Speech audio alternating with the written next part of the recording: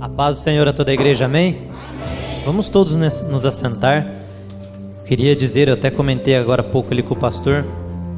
Hoje eu estava lá em casa, estava com o peitão cheio, todo feliz, pensando e grato a Deus pela honra de poder estar ministrando no aniversário da Igreja Batista Betel. É uma alegria para mim imensa, eu me senti muito honrado, fiquei muito contente.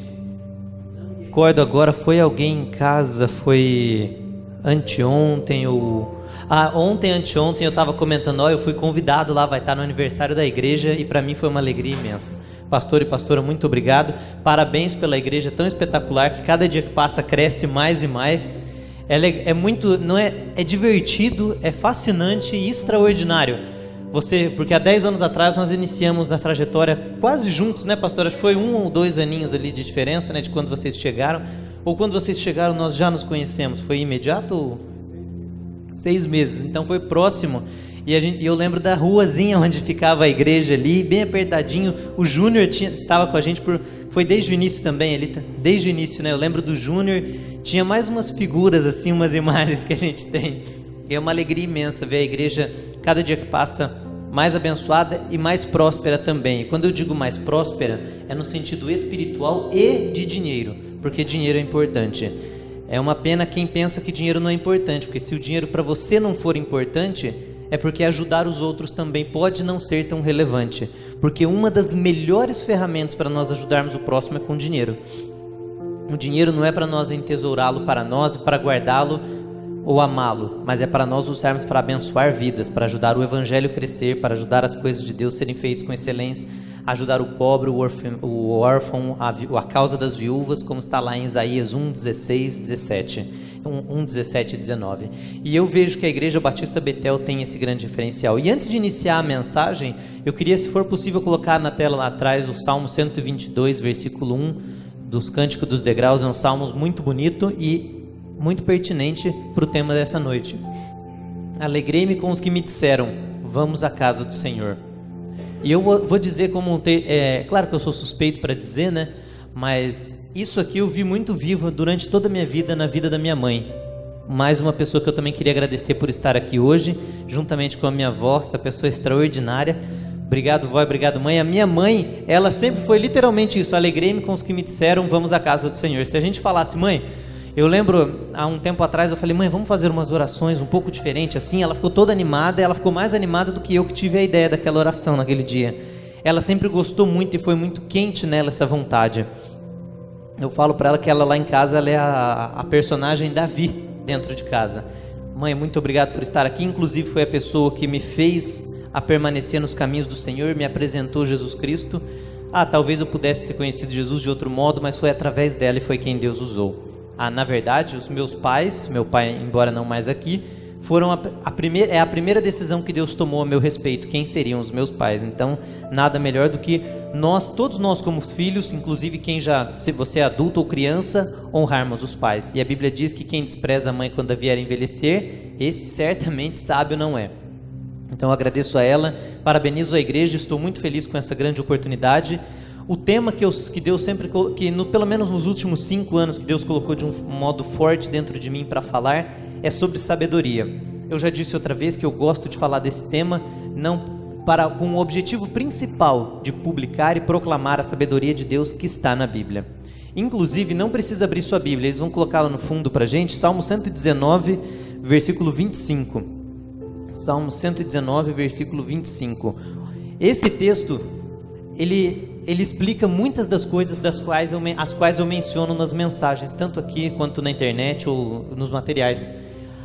Salmo 119, 25. Agora estou prostrado no pó, preserva minha vida. 119, versículo 125, perdão. 119, 125. Sou teu servo, dá-me discernimento para compreender os teus testemunhos. Sou teu servo, dá-me inteligência ou conhecimento, ou discernimento, conhecimento para compreender os teus testemunhos.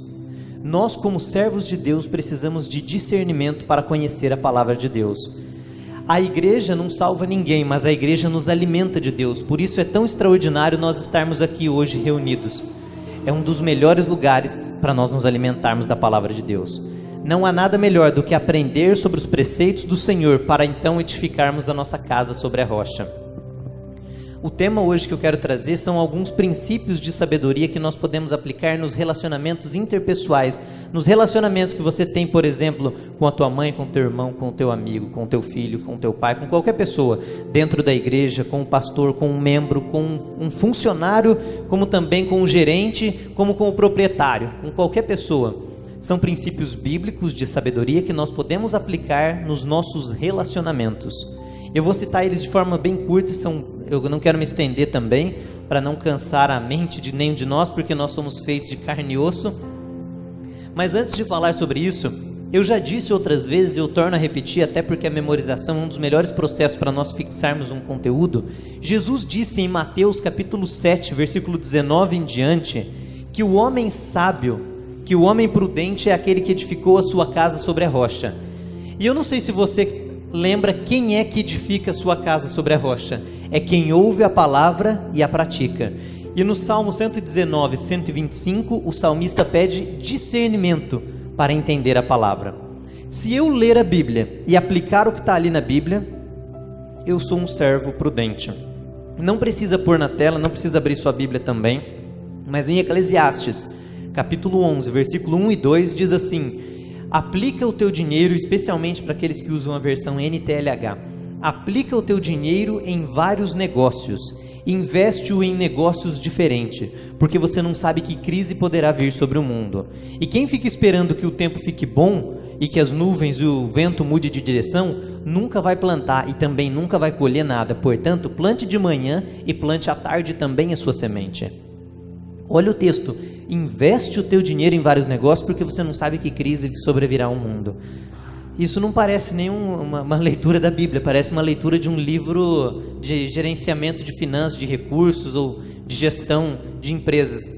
E não é um princípio bíblico. Jesus diz que quem ouve a minha palavra e as pratica edifica sua casa sobre a rocha.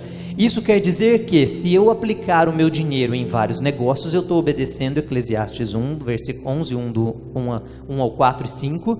Assim eu estou edificando a minha casa sobre a rocha, e a chance de eu ser afetado por uma eventual crise é muito menor. Aí o que acontece? Muitos de nós estamos na nossa vida, no nosso dia a dia, não investimos aquilo que ganhamos em diversos negócios, vem uma crise, perdemos tudo e falamos: é Deus no controle, é Deus agindo. E não é Deus agindo, é eu que não obedeci o que estava lá na palavra dele. Mas ninguém nunca me falou: a Bíblia estava aberta lá para você, a Bíblia tem em todo que é lugar, tudo que é lugar que você vai, tem na internet, tem em celular, tem em áudio para quem não sabe ler. Bastava nós termos aplicado um princípio bíblico para construir a nossa casa sobre a rocha. Mas é só esse princípio que existe? Não, tem mais. Por exemplo, ensina a criança no caminho em que ela deve andar. Provérbios 22, versículo 6. E até quando ela crescer, desse caminho ela não vai se desviar. Claro que nós temos o nosso livre-arbítrio, mas o que essa mensagem nos diz? Ensina o teu filho. E quem é o homem que construiu a sua casa sobre a rocha? Aquele que ouviu e praticou a palavra do Senhor. E quem é aquele que ouviu e praticou a palavra do Senhor? O que ensinou a criança no caminho que ele deve andar. Então, se você ensinar a criança no caminho que ela deve andar, você está construindo a sua casa sobre a rocha. Nós acabamos de citar 2 princípios para nós construirmos a nossa casa sobre a rocha. Nós temos que ouvir e praticar. E o que a Bíblia ensina? Muitas coisas. Eu citei 2. Investir o dinheiro em vários negócios, e eu gosto de usar a palavra dinheiro e falar desse modo, porque além de ser a própria palavra que está no original na Bíblia, que é um poema que Salomão escreve, além de ser essa mensagem, é bom para marcar: nossa, você deu um exemplo para educar os filhos, isso é bom. Parece que a sensação que se existe em muitos lugares é assim: se você ensinar sobre fé, ok. Se você ensinar sobre educar os filhos, ok também. Sobre salvação, ótimo. Sobre dinheiro, errado. E a Bíblia ensina sobre todos esses temas. Jesus falou mais sobre fé, sobre oração.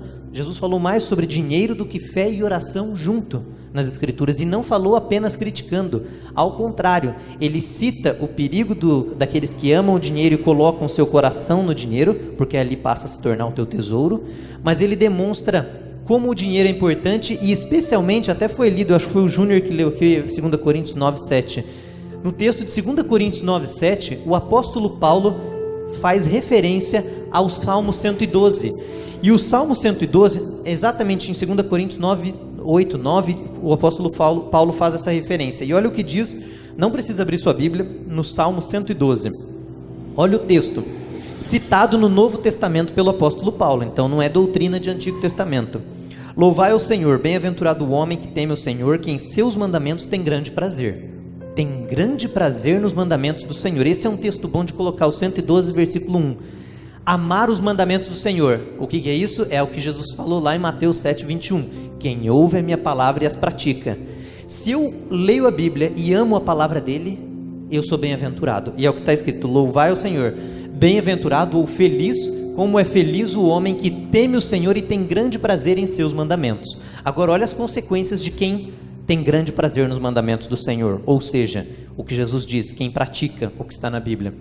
Versículo 2. A sua descendência será poderosa na terra. Então você pode ter uma família abençoada e poderosa na terra, isso não é pecado.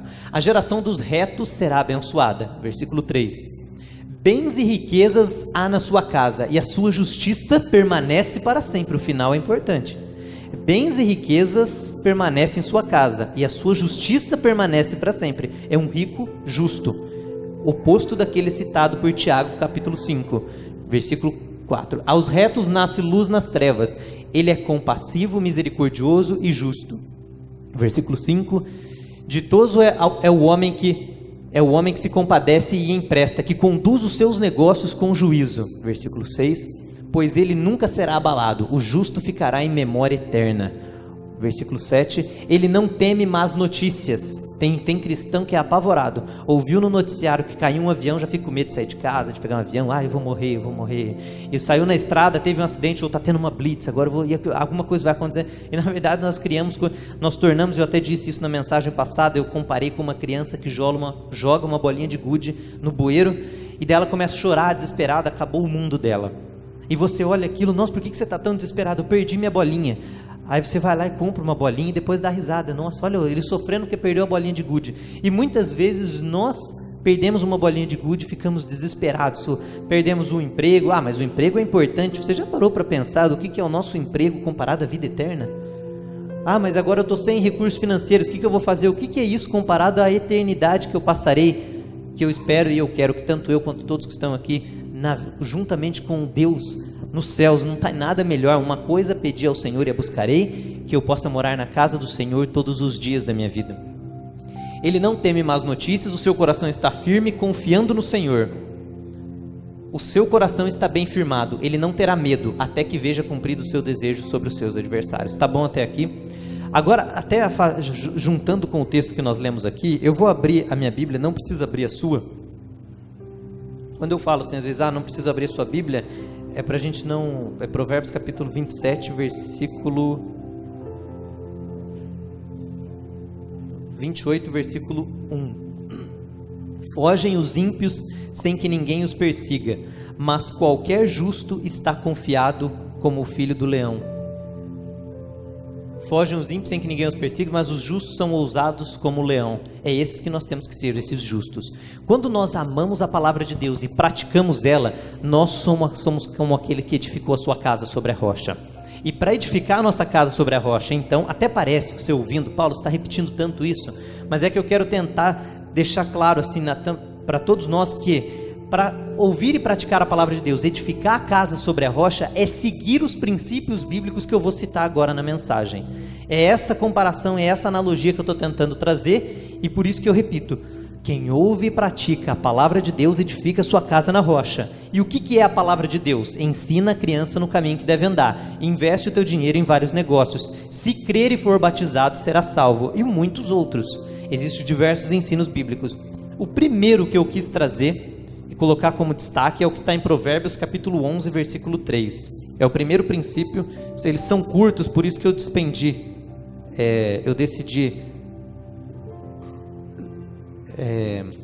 eu queria que você abrisse sua Bíblia, porque a gente vai ter tempo, já que eles são curtos, não são muitos. Abra sua Bíblia em Provérbios capítulo 11, versículo 3. Esse é um texto importante, não que os outros não sejam, mas por escopo da mensagem. Provérbios 11, 3.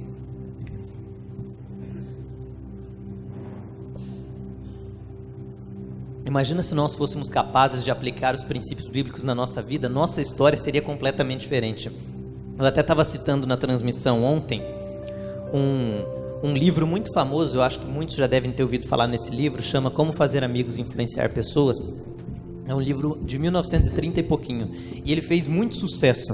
E ele, desde 1936, ele continua sendo vendido, publicado, vendido. Teve mais, se eu não me falha a memória, a última edição dele, de 2010, 2016, 2017, teve mais de 50 milhões de cópias vendidas. Se eu não estiver enganado nos números. É 50 milhões, eu só não me lembro de qual edição, ou se de todas elas. Sei que foram muitos livros desse vendido. Muitos. E eu fiquei assim curioso, falei, nossa, o que será que esse livro fala? E não é um livro religioso. A Bíblia é o livro mais vendido e mais divulgado e mais propagado em toda a história da humanidade. Inclusive, esse é um fato que testifica a favor da veracidade da Bíblia. Porque ninguém ia ficar comprando um livro que fala um monte de lorota e que não resolve nada. Talvez o motivo pelo qual a Bíblia é tão difundida é porque ela tem poder e eficácia. Mas eu fiquei intrigado, por que será que vendeu tanto desse livro? Eu fui ler o livro, quando eu comecei a ler o livro, pastor, uma das primeiras coisas que eu fiz foi comecei a colocar os textos de Provérbios que correspondiam quase em exatidão ao que estava escrito ali no livro.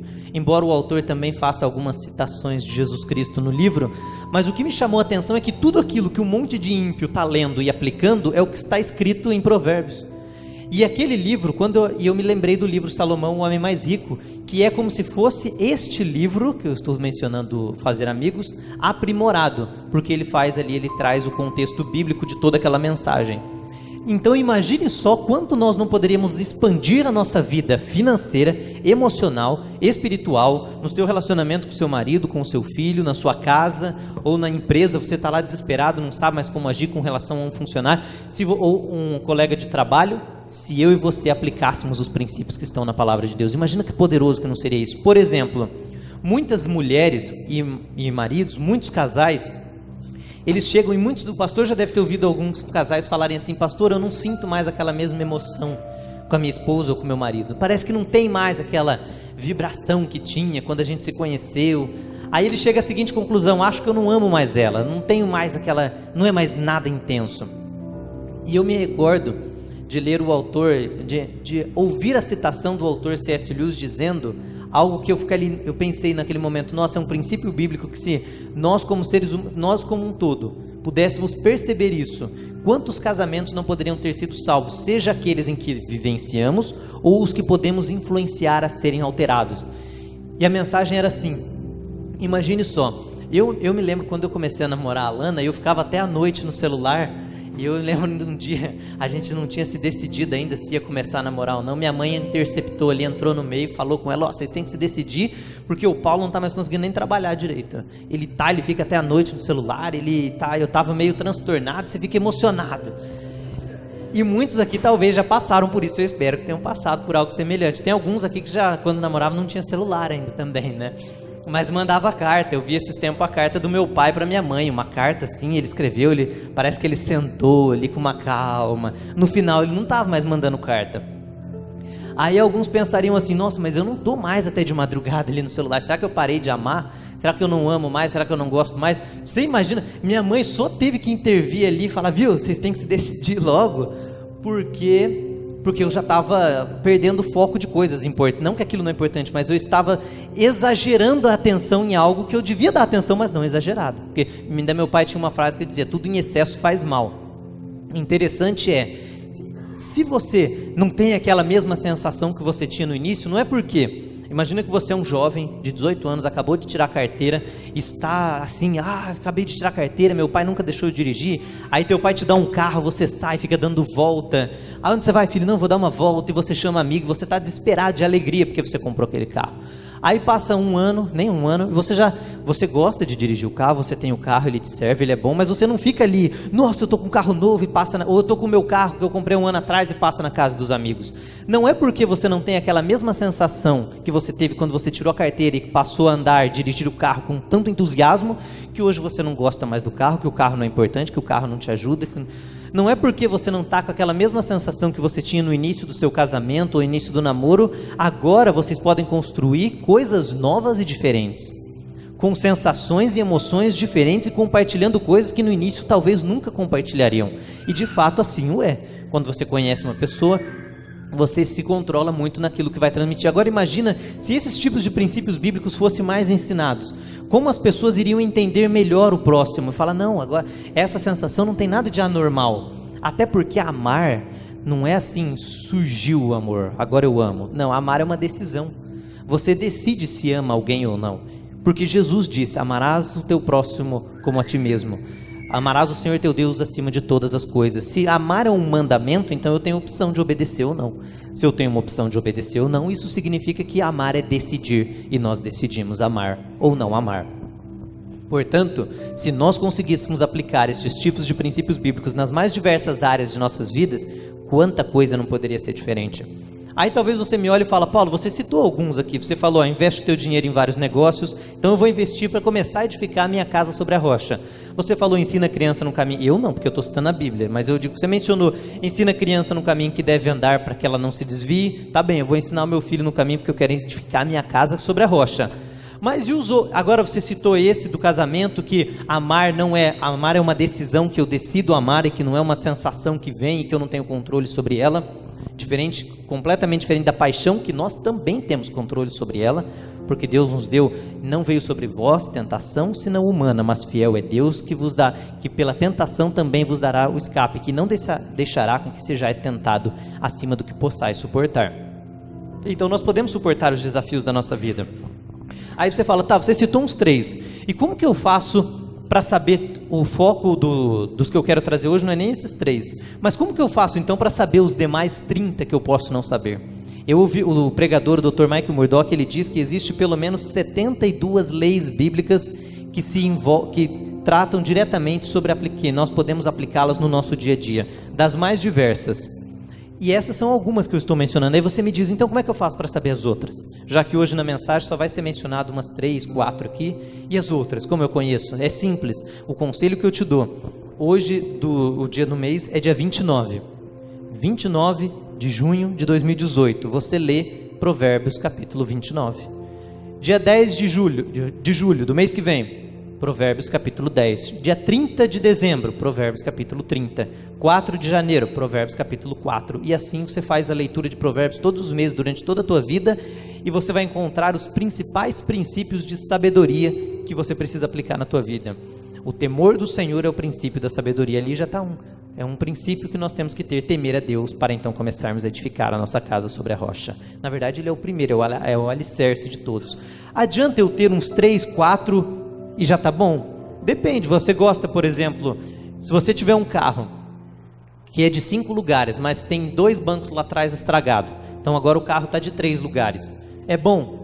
Vai servir a alguns propósitos, vai ter alguma utilidade. Se você precisar colocar outras 2 pessoas ali e completar as 5, você não vai conseguir. Vai surgir você vai ter algumas dores de cabeça e alguns problemas. Ah, é problemático se eu não tiver um dos meus braços? É ruim. Se eu conseguir ter os 2 é melhor. Se eu não puder ter, paciência, eu vou ter que me adaptar àquilo. Então o que eu diria? O que é melhor, nós aplicarmos todas as leis ou um pedacinho ou algumas delas? Eu prefiro todas elas. Quanto mais possível, quanto mais leis dessas eu conseguir aplicar, mais estruturada fica a minha casa. Portanto, eu não quero apenas receber Jesus como o meu único e suficiente Salvador, que é o mais importante, e ter a garantia da vida eterna, mas não ensinar a criança no caminho que ela deve andar. Não disciplinar o filho. Porque eu vou ter a minha salvação, mas o meu filho pode não ter. E eu ainda posso perder galardão no reino dos céus, de acordo com Apocalipse 20:12, de acordo com 1 Pedro 1:16 e Romanos 2:6-8, porque eu vou ser julgado de acordo com as minhas obras, embora eu seja salvo pela fé. O julgamento das obras irá existir. E eu chego lá e Deus fala, Paulo, por que você não ensinou o teu filho? Não, porque eu aceitei Jesus, fui batizado, isso é o mais importante. Por que você não ajudou o pobre, o oprimido? Não, porque dinheiro não era bom, e eu ajudei, e eu já aceitei Jesus, recebi no meu coração. Ele falou, escuta, eu não escrevi só João 3,16 na Bíblia, tem um monte de outras passagens. Claro, se for para eu escolher, perde o braço ou o coração? Eu prefiro perder o braço. Portanto, escolhe o quê? A minha salvação ou qualquer outro bem-estar aqui na terra? Eu prefiro a minha salvação e mais nada aqui na terra. Mas se eu puder ter o conjunto, e Jesus garantiu que eu posso ter o conjunto em Marcos 10:29-31, dizendo que tudo que eu abrir mão aqui na terra por amor a Ele, eu vou receber 10 vezes, 100 vezes mais ainda neste tempo. E no século futuro a vida eterna, que é o que nós mencionamos na outra mensagem que estivemos aqui no domingo do mês passado, dizendo que a nossa vida na terra é como uma viagem de carro a uma cidade. A viagem pode ser agradável e nós chegamos também ao destino. O mais importante é o destino. Mas a minha viagem também pode ser agradável. E se não for, eu quero chegar no destino. Ou seja, e se eu for perseguido, sofrer, e se meu filho decidir me desobedecer e ele não abraça os caminhos do Senhor? Paciência. Minha mãe, um dia eu perguntei, você prefere, se Deus falasse, você ou Paulo vai para o céu? Ela falou, filha, salvação individual. Ou seja, ela ia me deixar. Por quê? Porque ela sabe que a salvação é individual. Então, eu gostaria muito de ter uma viagem prazerosa, mas não foi possível. Por quê? Por uma decisão que não cabia a mim. Um ladrão entrou e matou meu filho. E agora? É uma pena, foi uma viagem turbulenta, mas eu tenho a garantia da salvação e eu quero chegar no meu destino. Se eu conseguir me proteger desse ladrão, eu vou fazer de tudo para me proteger desse ladrão. Essa é a ideia. E é isso que nós podemos fazer, aplicar os diversos princípios bíblicos para edificarmos a nossa casa sobre a rocha. Só que tem um detalhe, ninguém jamais vai conseguir entender isso que eu estou dizendo, se antes não tiver um conceito na mente, de que Deus não está no controle de tudo. Se eu achar que Deus está no controle de tudo, eu não vou mais edificar a minha casa, porque Ele edifica para mim. Ele faz a casa para mim. Eu não preciso mais ensinar a criança, porque Ele age. Eu vi uma foto, eu fiquei chocado na hora que eu vi aquela foto. Era uma foto de um planeta, eu não lembro se eu mencionei isso antes aqui, mas se eu não mencionei, talvez alguém não tenha ouvido. Um planeta Terra, imagina aqueles globos, sabe aquele globo que você compra e coloca em cima da mesa? Alguns acendem, aí outros ficam girando, aquele globo. Era um desenho, era um cartoon, uma animação, com um globo do mundo, e esse globo estava pegando fogo, ou seja, o homem estava destruindo, estava ali estragando tudo, e tinha um rapaz sentado assim num sofá, assistindo aquele globo pegando fogo, feliz, comendo pipoca, e estava escrito assim, quando você sabe que Deus está no controle. E quem escreveu aquilo pensa que Deus está no controle de tudo. O que aquela pessoa quis dizer? O mundo está sendo destruído, mas Deus está no controle, então eu não preciso fazer nada. E ele está ali assistindo o mundo ser destruído. E aquela foto, na verdade, ela tem que ser usada contra quem pensa assim. Embora eu respeite, isso é claro, nós temos que respeitar, é óbvio isso. Mas olha o que diz em Gênesis 1, versículo 26. E disse Deus, façamos o homem conforme a nossa imagem, a nossa semelhança, e domine o homem, sobre as aves do céu, sobre os peixes dos mares, sobre os animais que se arrastam, sobre toda a terra. Quem domina sobre a terra? O homem.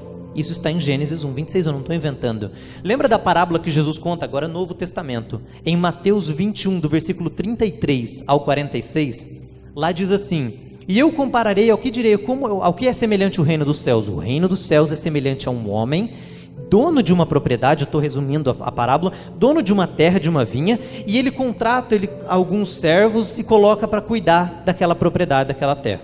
E ele vai para uma terra distante. Quem está cuidando da terra, que é na comparação que seria a nossa vida aqui no mundo, seria o planeta, a vida aqui na terra, aqueles homens a quem o Senhor daquela terra confiou a vinha. E o Senhor da vinha envia alguns servos seus para prestar contas. Ou seja, viu, eu estou enviando um profeta meu para vir aqui, que é a comparação que Jesus traz, para ver o que você fez. E aqueles homens batem nos servos, e batem, e até que o dono diz, eu vou enviar meu filho. Aí eles dizem, vamos matar o filho, porque daí a terra fica com a gente, nós vamos ter a herança completa. Aí Jesus termina a parábola dizendo assim, o que fará o dono daquela vinha quando voltar? Quando Deus voltar, aí ele vai assumir o controle da vinha.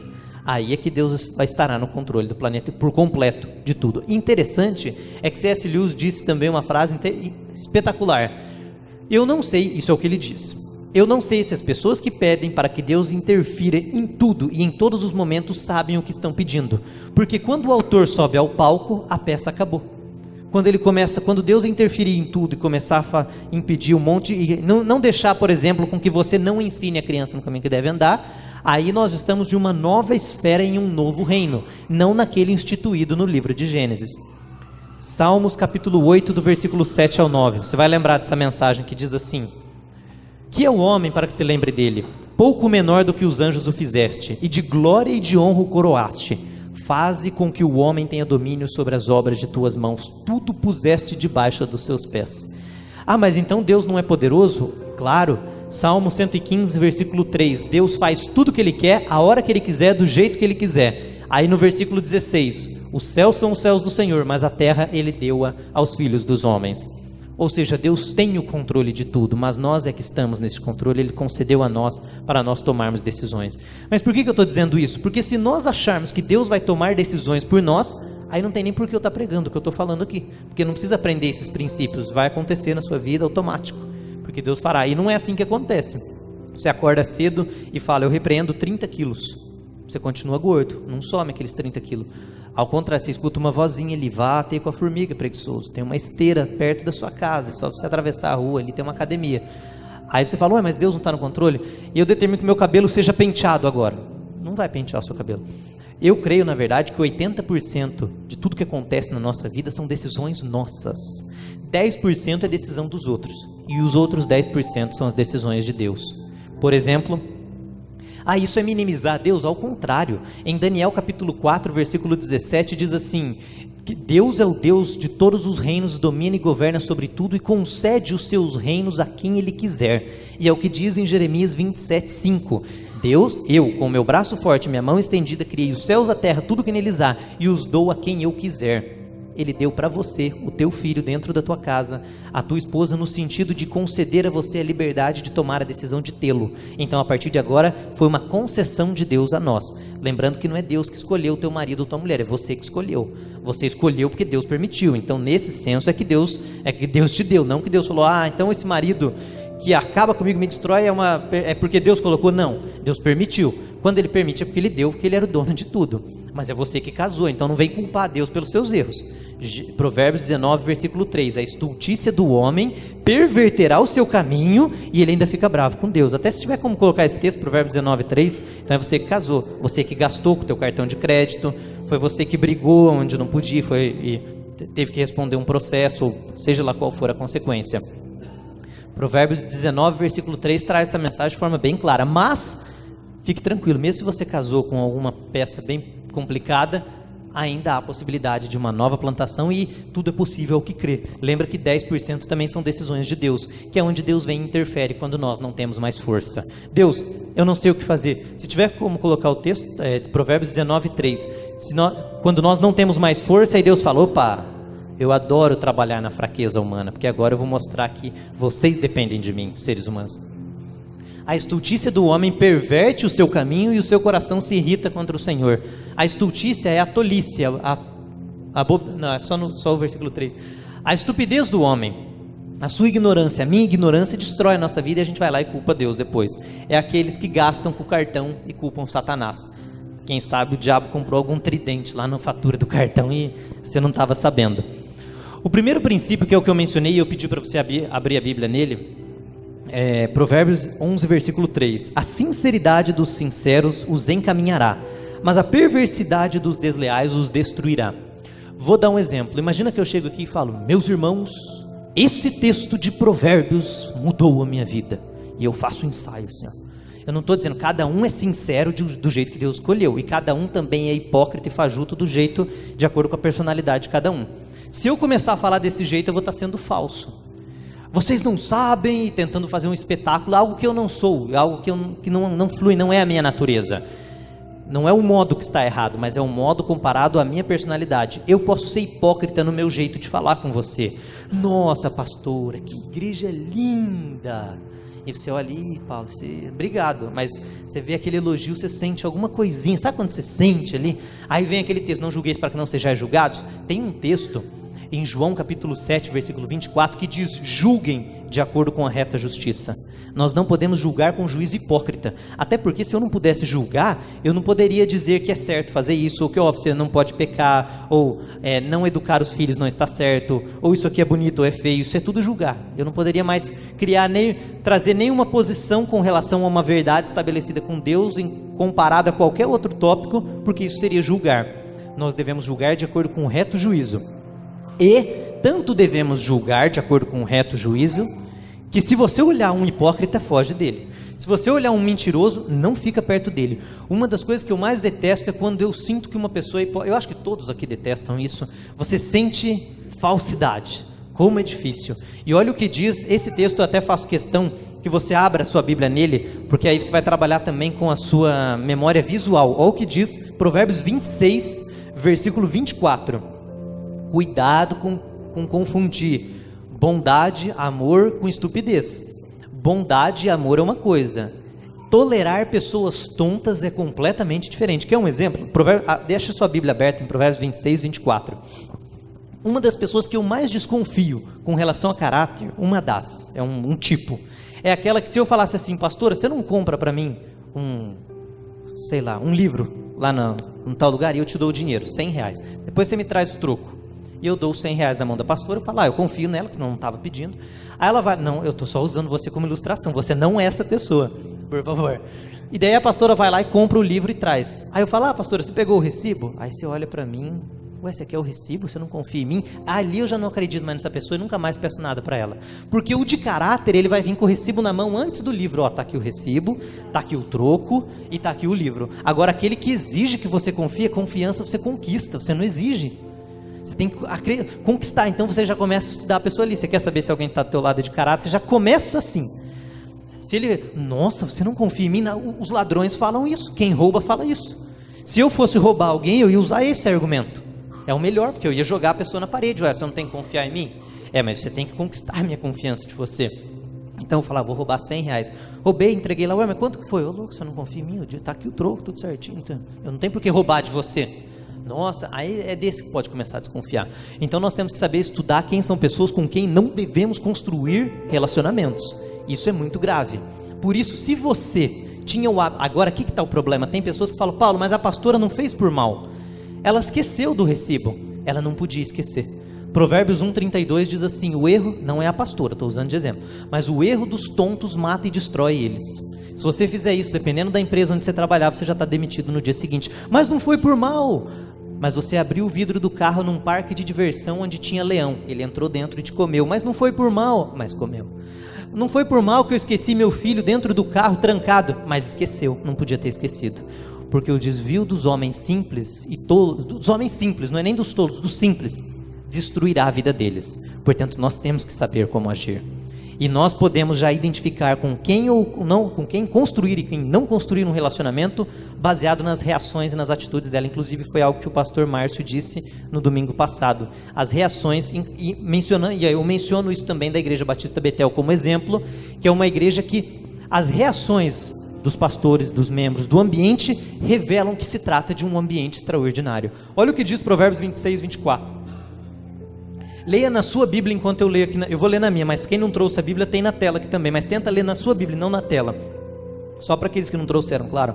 Por quê? Para você trazer uma atenção diferente para esse texto. Provérbios 26, 24. Aquele que aborrece, dissimula com os seus lábios, mas no seu interior encobre engano. Dissimula, ele é esperto. Ele fala, você não confia em mim? Versículo 25. Quando te suplicar com a sua voz, não acredite nele, não te fies nele. Me ajuda, eu estou precisando, vocês são tão especiais, pastor e pastora, eu só estou precisando disso. Não acredite nele. Porque 7 abominações há no seu coração, porque ele está escondendo um monte de coisa. Só tem um detalhe, agora ele vai cair. Versículo 26, ainda que o seu ódio se encubra com o engano, a sua malícia se descobrirá na congregação. Até lá ele vai ter levado alguns. Tem uma frase de Abraham Lincoln que diz assim, eu posso me equivocar e não estar citando ela de modo 100%, mas a ideia da frase é assim: você pode enganar todos por um pouco de tempo, mas você não pode enganar todos por todo o tempo. Você pode enganar algumas pessoas para sempre. Você pega algum grupo de pessoas que está sempre enganando, são os teus patetas, você engana eles. Eles acreditam em tudo que você fala, são os teus bobos, te dão dinheiro, mas é pouca gente. Mas você nunca conseguirá enganar a todos para sempre, porque a sua malícia será revelada na congregação. Portanto, um conselho que eu te dou, cuidado com quem você anda, com aquilo que falam, com quais são os seus relacionamentos, suas amizades, e você pode julgar de acordo com o reto juízo, não é pecado. Pecado é julgar não olhando os teus próprios erros e com um juízo hipócrita, um juízo maldoso. Esse é o que Jesus condena em Mateus capítulo 7, versículo 1. Portanto, o primeiro princípio, nós citamos diversos, espalhados, mas os que eu quis trazer a ênfase é sinceridade, é o primeiro. Provérbios 11, 3, porque a sinceridade dos justos, dos leais, os encaminhará. Portanto, se você for fajutão e tentar fazer um discurso meio... Sabe aquele vendedor ligeiro? Você pode ver que eles não são muito ricos. Em regra, aqueles que prosperam são os que honram. São os que tratam, não, eu vou ser sincero. Aí sim você começa a andar. Para de não ser sincero com a tua esposa, com o teu marido, com o teu filho. Abre as cartas, seja sincero. Eu errei, perdão, eu errei, fiz errado, vamos tentar de novo. Não vai matar ninguém falar que você errou. Sinceridade, é estar aberto. Se você não gosta muito de uma pessoa, evita ela, não fica lá, ué, mas isso não é pecado? Jesus evitava os fariseus, ele fugia deles, você pode evitar. Fica longe do cunhado que você não gosta, é melhor ficar longe do que brigar. Claro, o bom era fazer as pazes, porque é família, tem que se dar bem, tem aquela história. Mas, se você não conseguir, então escapa, não seja fajuto, não seja falso. Quando for fazer um elogio, faça com sinceridade, faça um elogio verdadeiro, não uma bajulação. Porque senão a perversidade dos desleais os destruirá. Aí você vai ser destruído, vai ser revelado. Esse é o primeiro, sinceridade. O segundo, Provérbios capítulo 16, versículo 21. Vocês já devem ter ouvido várias vezes eu falar aqui na igreja, esse é o meu favorito, esse é o meu favorito, esse é o meu favorito. E agora eu vou falar de novo, esse é um dos meus favoritos também. Provérbios 16, versículo 21, olha o que diz o texto. Lembre-se sempre, eu vou repetir aquilo que eu falei no início. Quem é que edificou a sua casa sobre a rocha? Quem ouviu e praticou as palavras do Senhor. Quais? Sinceridade, ensina a criança no caminho que ela deve andar. Agora nós estamos citando a próxima, que é honrar demonstrando importância. Provérbios 16, 21. O sábio de coração será chamado prudente, e a doçura dos lábios aumenta o saber. O sábio de coração será chamado prudente, e a doçura dos lábios aumenta o saber. Agora o versículo 23. Esse é o Provérbios 16, 23. O coração do sábio instrui a sua boca e aumenta o saber nos seus lábios. Quem é sábio influencia as pessoas. Deixa no versículo 21, fazendo favor. 16, 21. A doçura dos lábios aumenta o saber. Quando você honra as pessoas que estão do teu lábio com lábios doces, falando o que é bom, você começa a influenciar elas. E vou te dizer uma coisa, você tem que elogiar as pessoas, torná-las importantes, porque elas são. Você sabia que numa conversa o que você mais quer é ser importante.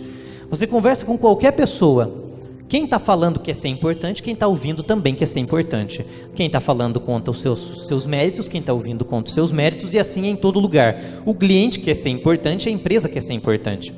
Você liga numa empresa, o atendente te atende mal, porque o policial te trata mal, porque ele quer mostrar a autoridade dele, que ele é importante. A pessoa não obedece o policial, fica brava e retruca porque ela quer mostrar que ela também é importante. E acaba o conflito constante disso em todos os locais. Quer ver acabar esse conflito? Você mostra a importância que a pessoa tem para ela. Você começa a pontuar, inclusive você pode até fazer isso na tua casa, pegar um papel e anotar as qualidades das pessoas que estão do teu lado e dizê-lo com sinceridade. Uma mulher conquista um homem rapidinho se ela falar que ele é o espertão, que é por causa dele que eles têm aquela casa, que ele é muito inteligente. Ele vai ficar com o peitão cheio, estufado, igual eu fiquei de poder vir aqui ministrar nessa noite. Porque o homem quer respeito, aí você respeita, enche ele de alegria. Não, nossa meu bem, eu estava vendo, parabéns pelo carro que a gente tem. Ou até o nosso filho é bonito por causa de você, só que você tem que ser sincero. Se você achar que ele não é bonitão, não fala isso, entendeu? Você tem que ser sincero. Por isso que o primeiro princípio é aplicado junto com o segundo, é tudo um contexto. Se você aplicar todos eles juntos, ele vem com um pacote, tem que ser junto. Não adianta nada você fazer um elogio falso ou sem querer fazer aquele elogio. Portanto, honre dando importância. Você não quer ser importante, a outra pessoa não quer ser importante. O policial quer ser e trata mal a pessoa quer ser e não obedece o policial. Quer ver o policial acalmar? Obedece ele na hora. Inclusive nesse livro que eu mencionei, o autor escreve que ele teve uma experiência com um policial. O policial chega bravo, você não podia fazer isso, você não podia. Aí ele, não, mas sabe por que eu fiz? Não interessa porque você fez, a lei é a lei, você está errado, e a próxima vez que eu ver você fazendo isso, você vai ser punido. E aquele homem, tá bom, ficou bravo e saiu. Passou 5 dias, o mesmo policial viu aquele homem fazendo a mesma coisa. Ele estava andando com o cachorrinho sem a focinheira, e o policial viu de novo, ele falou, ai, agora eu estou encrencado. Ele olhou o policial, a hora que o policial chegou, ele falou, você quer ver? Ao invés dele já retrucar, ele falou, eu estou errado, eu errei, eu não devia estar com esse cachorro aqui, eu estou descumprindo a lei, você já me avisou semana passada, eu não podia ter feito isso, me perdoe, seu policial. O policial, para, você não precisa dar tanta importância para um cachorrinho, não é tão grave assim um cachorrinho, não precisa ficar tão desesperado, sabe, você brinca com esse cachorrinho ali, afinal de contas esse cachorrinho não vai fazer mal para ninguém. O que aquele policial queria? Ser respeitado, ele queria que a autoridade dele fosse reconhecida, porque ele queria ser importante. Eu não tenho essa vontade de ser importante. Todos nós temos, está na nossa natureza, porque nós somos a imagem e semelhança de Deus, e Deus é importante. O problema é que como o mundo caiu, essa característica nossa está descompensada. E por querermos sermos importantes, acabamos trocando isso por egoísmo, por não pensar no próximo, por menosprezar os demais, ou enfatizar o erro dos outros. Você já reparou que se você conseguir tornar outra pessoa importante, você vai fazer isso através de lábios doces, que é o texto que nós vimos em Provérbios 16, 21. O sábio de coração será chamado prudente, e a doçura dos lábios aumenta o saber. Você começa a influenciar a pessoa que está do teu lado. A hora que você percebe, ela está te obedecendo porque ela está se achando importante. O policial estava obedecendo o homem porque o policial estava se achando importante. Inverteu-se os papéis. E quando você consegue tornar outra pessoa importante, você começa a conseguir fazer com que ela faça o que você quer que ela faça. E infelizmente tem gente que usa isso para manipular. Eu não te recomendo fazer isso, porque nós acabamos de ver que se você usar para o mal, você vai cair.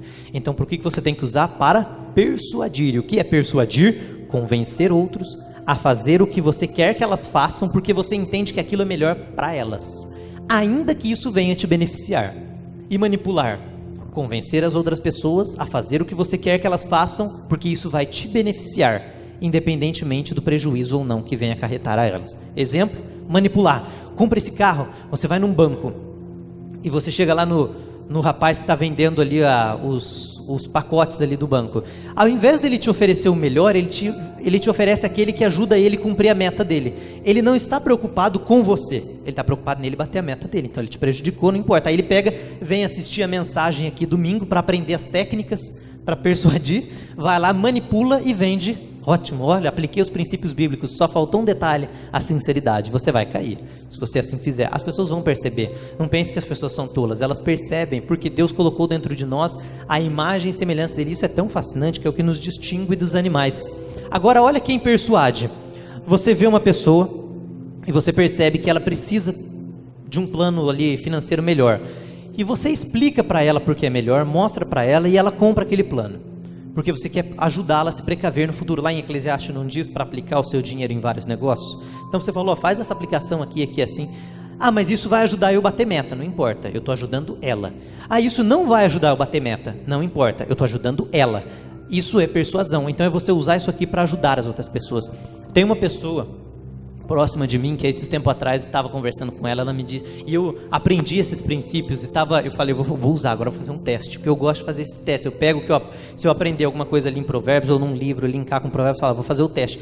E nada melhor do que os nossos grupos de amizade. Aqui na igreja, o pastor com a pastora e o grupo de amizade deles, na tua casa, em qualquer ambiente.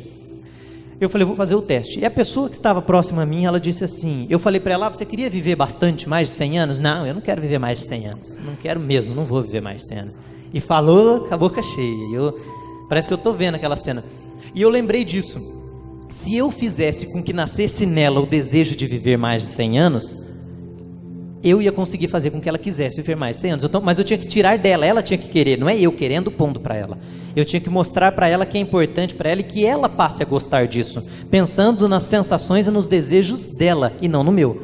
Aí eu olhei e falei: mas você imagina, eu falando com essa pessoa, se você pudesse ver com 100 e poucos anos seus tataranetos servindo a Deus? Aí essa pessoa na hora falou: nossa, eu quero viver mais de 100 anos. Naquele momento, porque eu vi algo que aquela pessoa gosta e mostrei que o que eu queria que ela fizesse ia proporcionar o que ela gosta. Eu só pensei nela e nos desejos dela. Então eu acabei conseguindo tirar dela um desejo de viver mais de 100 anos. Foi uma experiência simples. Ah, mas para que tirar essa experiência? Era só para fazer o teste se funciona no princípio. Funcionou. Então dá para pregar e falar sobre ele, que ele funciona, não está mal interpretado. É isso, os lábios doces promovem o ensino. Torne as outras pessoas importantes. Mostre que elas são importantes. O policial, ele vai te obedecer, o policial, se você mostrar que ele é importante. E o último que eu quero citar é Provérbios 25, 25. Provérbios 25, 25. Salmos, Provérbios. Isso é importante você abrir sua Bíblia nesse texto. Provérbios 25, 25. Minha vontade mesmo era pegar cada versículo de Provérbios e ir falando, princípio por princípio. Se tivesse alguém com um pique.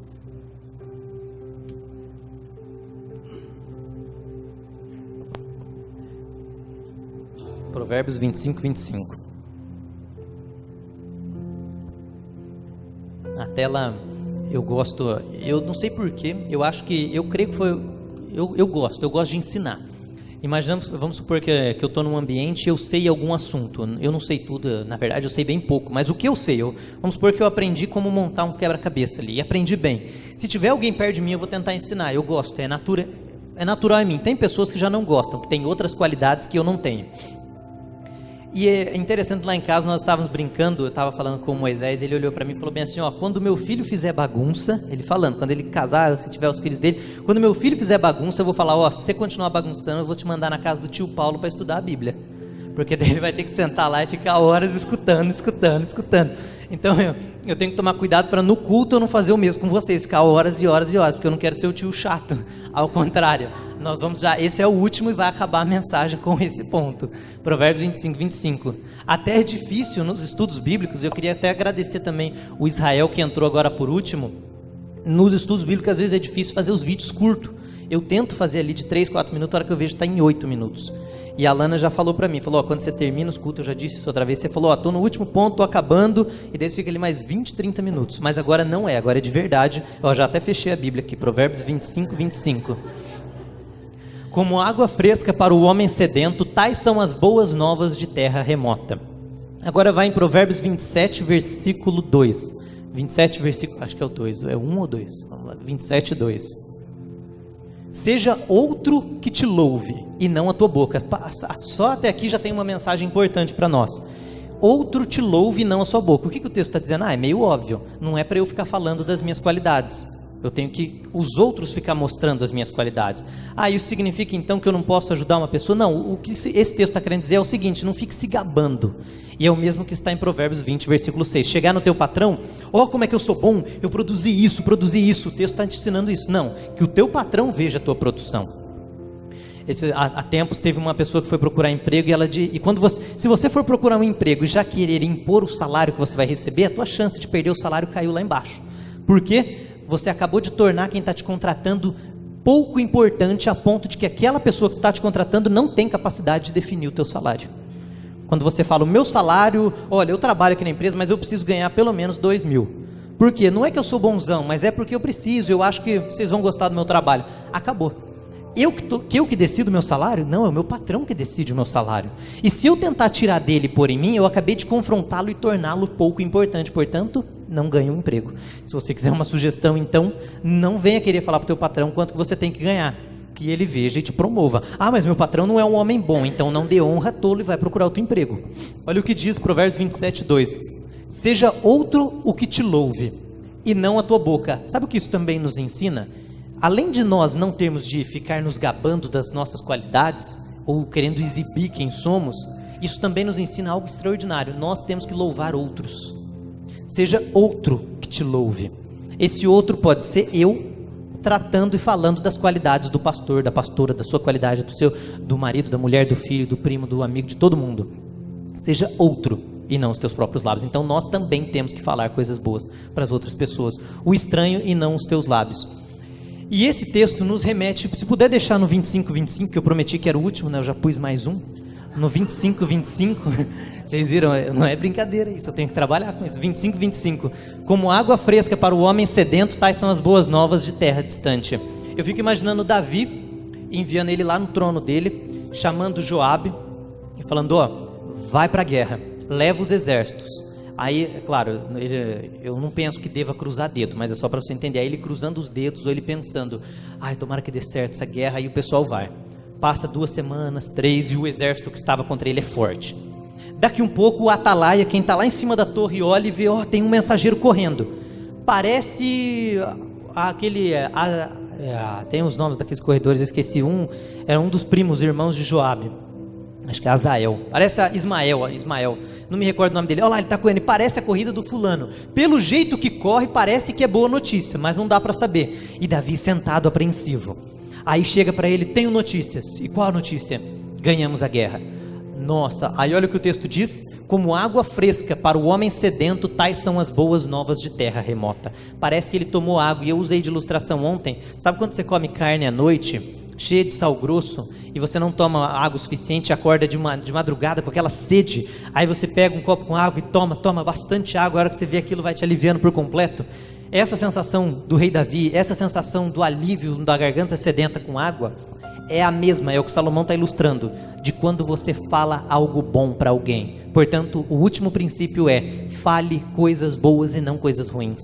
Não porte más notícias. Mas tinha uma notícia ruim: o copo estava meio vazio. Não, o copo estava meio cheio e não meio vazio. Mas e o que eu faço com a notícia ruim? Tenta trazê-la da melhor forma possível, e assim você será mais agradável. Vamos nos colocar de pé?